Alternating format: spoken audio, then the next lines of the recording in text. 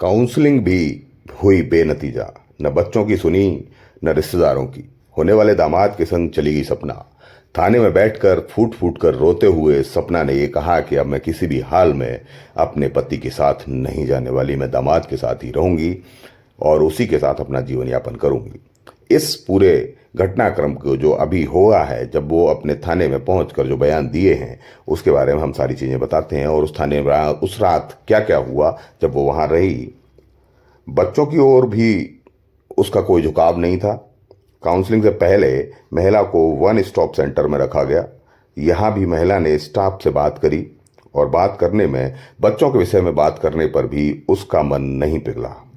महिला को बच्चों के विषय में बात करते हुए कहा कि कम से कम उनका तो ख्याल करो। जो वहां स्टाफ था उन्होंने उसके बारे में ये बात कही तो महिला ने साफ कह दिया कि उसने जो झेला है वो आगे अब उस झेलने की कगार पर नहीं है। राहुल ने उसे सहारा दिया है, वो उसी के साथ रहेगी और उसकी ही अब मैं हूं। सपना ने साफ कर दिया कि वह किसी भी हाल में अपने पति के साथ नहीं जाने वाली। होने वाले दामाद राहुल के साथ गई सपना खुद वापस आने के बाद ही पति और बच्चों के साथ रहने को राजी नहीं हुई है। परिवार परामर्श केंद्र में काउंसलिंग के बाद वह राहुल संग जाने की जिद पर अड़ी रही। उसने शुक्रवार शाम और अपने परिजनों के साथ भेज दिया गया, राहुल के साथ ही उसको भेज दिया गया है। जाते समय उसने यही कहा कि अब हम दोनों साथ रहेंगे। मडराक के गांव मनोहरा कायस्थ में जितेंद्र कुमार की पत्नी सपना अपने बेटी बेटों के संग रहा करती थी। ये जो पूरा मामला है, जितेंद्र ने अपनी बेटी की शादी राहुल से तय की थी। 16 अप्रैल को शादी होने वाली थी। इससे पहले सपना होने वाले दामाद से प्रेम संबंध बनाकर भाग गई। दोनों 6 अप्रैल को घर से निकल गए। परिवार वालों का आरोप था कि सपना घर से जेवरात लेकर गई है, लेकिन बेटी का कहना है कि उसकी मां मर चुकी है, लेकिन उसके बाद उनसे कोई संबंध उसको बनाना नहीं है। बेटी ने बहुत ही रो रो कर अपनी व्यथा बताई थी कि उसके होने वाला पति उसकी मां को लेकर भाग गया है और मां जो उसकी सास थी उसको लेकर, अपने दामाद को लेकर भाग चुकी थी। इस मामले में गुमशुदगी की रिपोर्ट दर्ज हुई। बहुत दिनों बाद, वो 7 दिनों बाद ऑटोमेटिकली आ गए। उसने ये भी बताया कि मैं क्यों लौट कर आई। उसने 4 शहर बदले थे और 4 शहर बदलने में उसने ये देखा कि उसकी खबर बहुत ज़्यादा फैल गई है और फैलने के बाद लोग उसे पहचानने लगे थे। जहां भी जा रहे थे लोग उनको पहचान रहे थे, तो उन्होंने लौटने का फैसला किया और समाज को अपने आगे देखने का फैसला किया।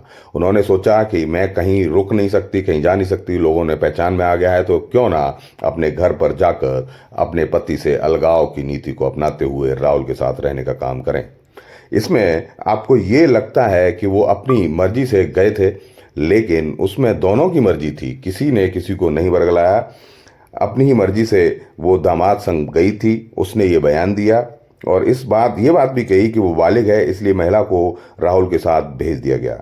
इससे पहले दंपति के आरोप था कि परामर्श केंद्र में काउंसलिंग भी कराई गई थी। साथ में महिला का जो नशा केंद्र में जांच होती है, किसी तरह का नशा की आदि तो नहीं है या नशे में कोई बयान तो नहीं दे रही, तो उसका भी परीक्षण वहां कराया गया था। और मेडिकल परीक्षण भी कराने के बाद सभी कानूनी प्रक्रियाओं को पूरे कर अपनी मर्जी से उसे राहुल के साथ भेज दिया गया। इससे ये समझ में आता है कि अगर कोई भी महिला किसी भी परेशानी में अगर इस तरह की दिखाई देती है तो कानून उसका साथ देता है, लेकिन एक दामाद के साथ सास के साथ ऐसा रिश्ता रखना और सास का अपने दामाद के साथ ऐसा रिश्ता रखना बहुत ही दर्दनीय है। ये समाज और ये इस तरह की जो कृतियाँ, जो एग्जाम्पल सेट किए जा रहे हैं, इससे समाज में बहुत ही गलत संदेश जाता है। हालांकि ये कानूनन सही है, संविधान के हिसाब से सही है, लेकिन मेरा मानना यह है कि ये समाज का जो सोच बन रही है, ये जो एग्जाम्पल सेट हो रहा है, नए बच्चे जो बालिग नहीं हैं वो इस तरह की चीज़ों को देखेंगे तो उनके मनोदिमाग पे किस तरह का असर पड़ेगा। हालांकि जो सपना ने कहा, उसने कहा कि मेरे को 20 साल से मारा गया, पीटा गया और मेरा पति मेरे साथ किसी भी तरह का कोई संबंध नहीं रखता था। तो इसका मतलब ये नहीं है कि आप अपने दामाद के साथ चले जाएं। आप पहले प्रॉपर तलाक लीजिएगा, उसके बाद ये सारी चीज़ें करिएगा। वो सारा एक प्रोसेस अलग है। अगर उस तरह से चीज़ें होती तो ये नहीं होता। लेकिन समाज में ये गलत संदेश जाता है कि बेटी के पति के साथ, जिसके साथ शादी तय हो गई है, उसके साथ इस तरह का संबंध रखा जाए। समाज एक सोच के साथ बने रहिए। Varun Kumar Singh, please like, share और सब्सक्राइब। धन्यवाद।